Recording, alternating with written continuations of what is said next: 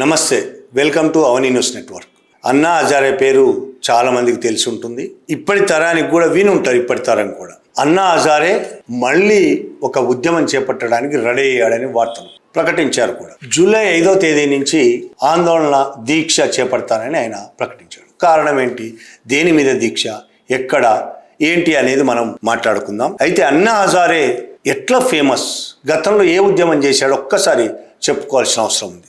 2011లో అవినీతి వ్యతిరేక పోరాటంతో ఆయన ఫేమస్ అయ్యాడు. కాంగ్రెస్ ప్రభుత్వం ఉన్నప్పుడు లోక్పాల్ బిల్లు తీసుకురావాలని, అవినీతి వ్యతిరేకంగా లోక్పాల్ బిల్లు తీసుకురావాలని ముందు ఏప్రిల్ 5వ తారీఖు 2011 ఏప్రిల్ 5వ తారీఖు జంతర్ మంతర్ దగ్గర 4 రోజుల పాటు ఆందోళన చేశారు. తర్వాత ఆగస్టులో 16వ తేదీన ప్రారంభించి 13 రోజుల పాటు రామ్లీలా మైదానంలో నిరాహార దీక్ష చేశాడు. దేశవ్యాప్తంగా అది సంచలనమైంది. దేశవ్యాప్తంగా చాలా మంది ప్రజలు దాని గురించి తెలుసుకున్నారు, ఆయనకు మద్దతు తెలిపారు, నైతికంగా మద్దతు తెలిపారు. చాలా మంది ఢిల్లీ రామ్లీలా మైదానానికి వెళ్ళారు. కొన్ని లక్షల మంది రామ్లీలా మైదానంలో రోజు వస్తూ పోతూ ఉన్నారు. ఆ ఉద్యమం తర్వాత చాలా మంది నాయకులు కూడా అయ్యారు. ఆ ఉద్యమంలో యాక్టివ్గా పాల్గొన్న కేజ్రీవాల్ తర్వాత ముఖ్యమంత్రి అయ్యాడు. ఆమ్ ఆద్మీ పార్టీ పెట్టాడు, ముఖ్యమంత్రి అయ్యాడు. ఇంకా అలాగే చాలా మంది ముఖ్యమంత్రులు అయ్యారు. ఆయన ఉద్యమము 2014లో బీజేపీని గద్దెనెక్కించింది. ఆయన ఉద్యమం వల్ల ప్రధానంగా బీజేపీ అంతకు ముందు చేస్తున్న ప్రయత్నాలు కావచ్చు, కాంగ్రెస్ పట్ల దేశంలో ఉన్న వ్యతిరేకత కావచ్చు, దాంతోపాటుగా అన్నా హజారే చేసిన ఉద్యమము బీజేపీని గద్దెనెక్కించింది. అయితే అన్నా హజారే ఉద్యమం అప్పటికే సక్సెస్ అయింది. లోక్పాల్ బిల్లు వచ్చింది, కాంగ్రెస్ ప్రభుత్వం లోక్పాల్ బిల్లు పెట్టింది. దాని తర్వాత ఆయన విత్డ్రా చేసుకున్నాడు, నిరాహార దీక్ష విత్డ్రా చేసుకున్నాడు. తర్వాత వెళ్ళి తన ఊర్లో ఉన్నాడు. అప్పటి నుంచి ఇప్పటిదాకా ఆయన ఏ విషయంలో మాట్లాడిన పాపాన పోలేదు. కనీసం 2014 నుంచి ఇవాళ దాకా బీజేపీ ప్రభుత్వమే కొనసాగుతున్నది, ప్రధానమంత్రి మోడీయే కొనసాగుతున్నాడు. కానీ ఇప్పటి వరకు ఈ పరిపాలనలో సాగుతున్న ఎలాంటి అవినీతిని కానీ, అక్రమాలను కానీ, దుర్మార్గాలను కానీ ఖండించిన పాపాన కానీ, మాట్లాడిన పాపాన కానీ అన్నా హజారే పోలేదు. అన్నా హజారే గొంతు విప్పలేదు, అసలు అన్ని నోరు మూసుకొని కూర్చున్నాడు. దీని తర్వాత ఆయన ప్రవర్తన వల్ల అన్నా హజారే 2011లో చేసిన అవినీతి వ్యతిరేక ఉద్యమం వెనక ఆర్ఎస్ఎస్ ఉన్నది అనే ప్రచారం చాలా పెద్ద ఎత్తున జరిగింది. అది నిజం కావచ్చు, నిజం కాకపోవచ్చు. అయితే ఆయన చేసిన ఉద్యమం బీజేపీకి చాలా పనికొచ్చింది అనేది వాస్తవం. ఆ ఉద్యమంలో పెద్ద ఎత్తున ఆర్ఎస్ఎస్ మూకలు పాల్గొన్నాయనేది కూడా నిజం. అప్పుడు మూకలుగా కనబడలేదు మనకు. 2014 తర్వాత అసలు అవతారం కనిపించింది కాబట్టి ఎట్లా మూకలుగా దేశం మీద దాడి చేస్తున్నాయో చూస్తున్నాం. అధికారంలోకి రావడం కోసం ఏ అవకాశాన్ని వాళ్ళు వదులుకోలేదు. అట్లా అన్నా హజారేను కూడా ఉపయోగించుకున్నారు. 2014 నుంచి ఇవాళ దాకా ఆయన ఒక్క మాట మాట్లాడలేదు. ఇవాళ మళ్ళీ ఆశ్చర్యంగా, నిజంగానే చాలా ఆశ్చర్యం, బీజేపీకి వ్యతిరేకంగా ఒక మాట మాట్లాడడం అనేది నిజంగా ఆశ్చర్యం. ఇన్నేళ్ల తర్వాత మహారాష్ట్ర ప్రభుత్వానికి వ్యతిరేకంగా దీక్ష చేయబోతున్నానని ప్రకటించారు. మోడీ ప్రభుత్వానికి కాదు, మహారాష్ట్ర ప్రభుత్వం, అది కూడా బీజేపీది. ఎందుకు? సమాచార హక్కు చట్టం ఆర్టీఐ నిబంధనల్లో సవరణలు చేసింది మహారాష్ట్ర ప్రభుత్వం. జూన్ 12న కొన్ని సవరణలు చేసింది మహారాష్ట్ర ప్రభుత్వం. ఆ సవరణలు ఆర్టీఐని మరింత దిగజారుస్తున్నాయని, దాని బలాన్ని తగ్గించేశాయని ఆరోపిస్తూ ఆ సవరణలు వెనక్కి తీసుకోవాలని డిమాండ్ చేస్తూ ఈయన జూలై 5వ తేదీ నుంచి నిరాహార దీక్ష చేపడతారని ప్రకటించాడు. ఆ విషయం మహారాష్ట్ర ముఖ్యమంత్రి దేవేంద్ర ఫడ్నవీస్కు లేఖ రాశాడు. ఈ ఆర్టీఐ చట్టం సవరణలు ఆ ఆర్టీఐ చట్టం యొక్క పదును తగ్గిస్తాయని, పౌరులను సమాచారానికి దూరం చేస్తాయని హజారే తన ముఖ్యమంత్రికి రాసిన లేఖలో పేర్కొన్నాడు. జూన్ 12న చేసిన ఈ సవరణల వల్ల ఆర్టీఐ చట్ట స్ఫూర్తిని ఉల్లంఘిస్తాయని, సవరణలు పారదర్శకతను దెబ్బతీస్తాయని ఆందోళన వ్యక్తం చేశాడు. దానివల్ల వెంటనే వెనక్కి తీసుకోకపోతే నిరాహార దీక్ష చేస్తానని ప్రకటించాడు. గవర్నమెంట్ యాక్చువల్గా ఏం చేసింది, ఏం సవరణలు చేసింది? జూన్ 12వ తేదీన ఆర్టీఐ కేంద్ర చట్టం. అది కేంద్ర చట్టం, రాష్ట్రంలో మార్చొచ్చు. ఆ చట్టంలో మార్పులు ఏం తీసుకురాలేదు, కానీ సవరణలు చేసుకుంది రాష్ట్రం వరకు. ఏంటిది అవి? ఆర్టీఐ దరఖాస్తు ఫీజు 10 రూపాయల నుంచి 30 రూపాయలకు పెంచింది. ప్రతి దరఖాస్తుకు తప్పనిసరిగా గుర్తింపు పత్రం జత చేయాలని నిర్ణయించింది. ప్రతి ఆర్టీఐ దరఖాస్తుకు గుర్తింపు పత్రం కంపల్సరీ. ఆర్టీఐకి ఎవరైతే దరఖాస్తు చేసుకుంటారో వాళ్ళ గుర్తింపు, ఆధార్ కావచ్చు, ఓటర్ కార్డు, ఏదైనా గుర్తింపు పత్రం కంపల్సరీ దానికి అటాచ్ చేయాలి. ఒక దరఖాస్తు ఒకే అంశం నిబంధన. ఒక దరఖాస్తు పెట్టుకుంటే ఒక్క అంశం మీదనే దరఖాస్తు పెట్టుకోవాలి, అనేక అంశాలు ఒక దరఖాస్తులో పెట్టకూడదు. దరఖాస్తును సుమారు 150 పదాలకు మాత్రమే పరిమితం చేయాలి, అంతకు మించి రాయకూడదు. సమాచారం ఎందుకు కావాలో ఖచ్చితంగా చెప్పి తీరాలి. ఒకవేళ అప్పీలుదారు అంటే ఆర్టీఐ చట్టంలో మనం సమాచారం అడుగుతాం, ఇవ్వకపోతే ఆర్టీఐ కమిషనర్ దగ్గరికి కోర్టు దాకా వెళ్ళే హక్కు ఉంది. ఆ అప్పీలుదారు విచారణకు హాజరు కాకపోతే అప్పీల్ను కొట్టివేయగల అధికారం. అలాగే దరఖాస్తుదారు మరణిస్తే కేసు ముగించడం. సమాచార కమిషన్ విచారణల్లో న్యాయవాది సహాయాన్ని అనుమతించకపోవడం, అలాగే కాపీల ఫీజులు ఇతర ఛార్జీలు పెంచడం, ఇవి సవరణలు చేసింది. దాంట్లో అన్నా హజారే వాదన ఏంటంటే ఈ 10 రూపాయల నుంచి 30 రూపాయలకు పెంచడం అనేది కాపీల ఖర్చు పెరుగుతుంది. ఎందుకంటే ఒక్క అప్లికేషన్ కాదు, చాలా అప్లికేషన్లు పెట్టుకోవాల్సి వస్తుంది వాళ్ళు చేసిన సవరణల ప్రకారమే. కాబట్టి పేదవాళ్ళకి సమాచారం అందకుండా చేస్తున్నారు దీనివల్ల అనేది ఆయన ఒక ఆరోపణ. అలాగే గుర్తింపు పత్రం తప్పనిసరి, ఆధార్ కానీ ఓటర్ కార్డు కానీ తప్పనిసరి చేయడం అనేది అత్యంత ప్రమాదకరమైనది. దరఖాస్తుదారు తన వ్యక్తిగత సమాచారాన్ని తెలుసుకోవాల్సిన అవసరం లేదు, ఆర్టీఐ చట్ట ప్రకారం వెల్లడించాల్సిన అవసరం లేదు. ఆర్టీఐ చట్ట ప్రకారం ఇప్పుడు ఐడి ప్రూఫ్ తప్పనిసరి చేయడం వల్ల అవినీతి బయటపెట్టే వ్యక్తులు, కార్యకర్తలు, ఆర్టీఐ కార్యకర్తలు ఇట్లాంటి వాళ్ళు బెదిరింపులకు ఇంకా అనేక రకాల ప్రమాదాలకు గురయ్యే అవకాశం ఉంది. ఒకే అంశం ఒకే దరఖాస్తు నిబంధన కూడా ప్రజలకు భారంగా మారుతుంది. ఒక అవినీతి కేసుకు సంబంధించి సమాచారాన్ని ఒక్క శాఖ అనేక శాఖల నుంచి తీసుకోవాల్సిన అవసరం ఉంటుంది. అలా తీసుకోవాలంటే ఇప్పుడు అనేక ఆర్టీఐలు వేయాల్సిన అవసరం ఉంది. ఒక్క దరఖాస్తుతోనే అవన్నిటిని తెప్పించుకునే అవకాశం లేకుండా చేస్తుంది, కొత్త నిబంధనలతో చేస్తుంది గవర్నమెంటు. ఇది ఖర్చు, సమయము ఈ రెండు పెరుగుతాయి దీనివల్ల అనేది కూడా అన్నా హజారే అంటున్నాడు.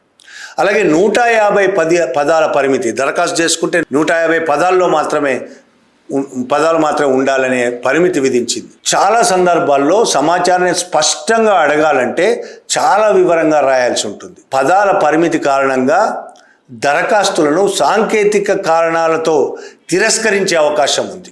కాబట్టి ఆ విధమైన పరిమితి సరైంది కాదు. అలాగే పర్పస్ ఖచ్చితంగా చెప్పాలనేది, సమాచారం ఎందుకు కావాలి అని చెప్పడం అనేది ఇది ఆర్టీఐ స్ఫూర్తికి విరుద్ధం. ఆర్టీఐ చట్టంలో సమాచారం కోరే వ్యక్తి కారణం చెప్పాల్సిన అవసరం లేదు.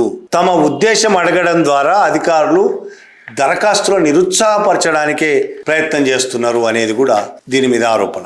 అయితే ఈ కారణం చెప్పాలి అనేది దాని మీద చాలా విమర్శలు రావడంతో అది ఉపసంహరించుకుంది ప్రభుత్వం, ఒక వార్త వస్తుంది. అది నిజమా కాదా అనేది కన్ఫర్మ్ కాదు.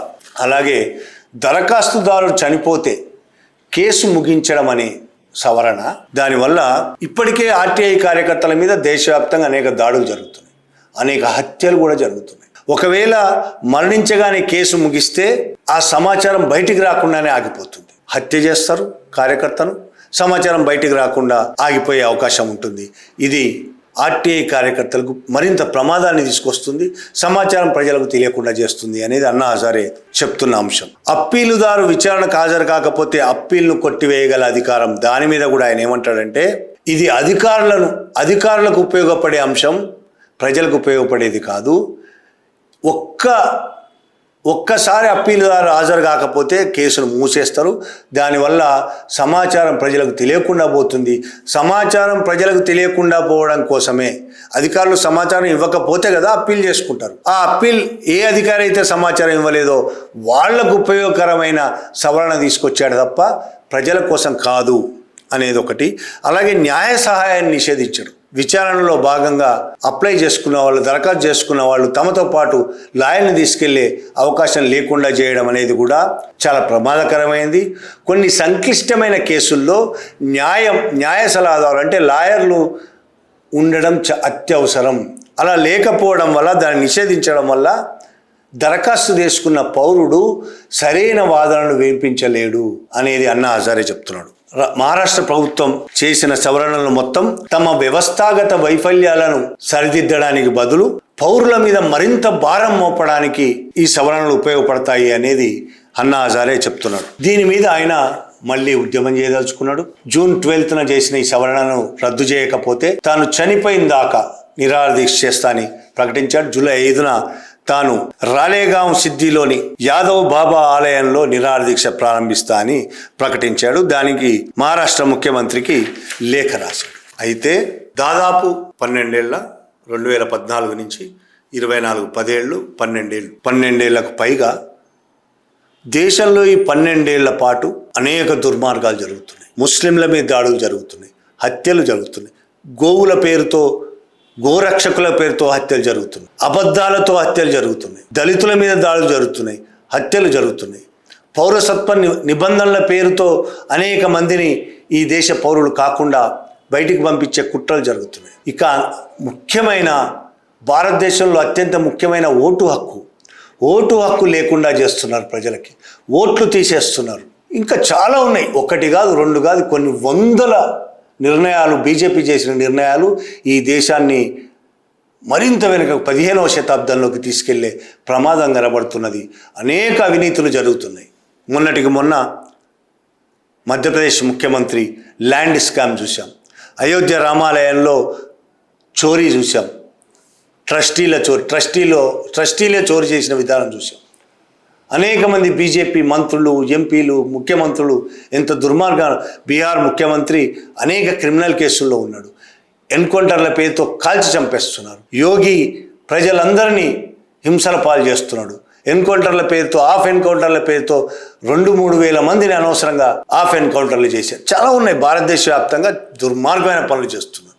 బెంగాల్లో బీభత్సం సృష్టించి ఓట్ల చోరీతో ఎలక్షన్లు నెగ్గారు. బీహార్లో ఓట్ల చోరీతో ఎలక్షన్లు నెగ్గారు. అన్నా హజారే చుట్టూ 12 ఏళ్లుగా ఇంత దుర్మార్గాలు జరుగుతుంటే, దేశంలో ఇంత హింస పెట్టరేగిపోతూ ఉంటే, రాజ్యమే హింస చేస్తూ ఉంటే, రాజ్యమే ప్రజల మీద దాడులు చేస్తూ ఉంటే, కనీసం మాట మాట్లాడని అన్నా హజారే ఆర్టీఐ చట్ట సవరణకు వ్యతిరేకంగా బీజేపీ ప్రభుత్వం మీద యుద్ధం ప్రకటించాడంటే నిజంగానే యుద్ధమా అనే అనుమానం రావడం ఖాయం.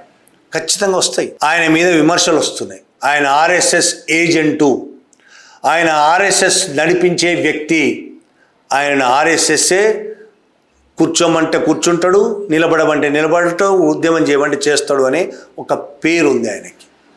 2011 ఉద్యమం తర్వాత చూస్తే ఆ పేరు మరింత బలపడింది. ఆయన మీద చాలామంది చేస్తున్న ఆరోపణలు నిజమనే విషయం బలపడింది. అటువంటి ఆయన ఇప్పుడు మహారాష్ట్ర బీజేపీ ప్రభుత్వం చేసిన ఆర్టీఐ చట్ట సవరణలకు సంబంధించి దానికి వ్యతిరేకంగా ఉద్యమం చేపడతా, నిరాహారదీక్ష చేస్తా అంటే నిజంగానే అనుమానాలు రావడం సహజం. ఆయన నమ్మొచ్చా? ఆయన నిజంగానే ఉద్యమం చేస్తాడా?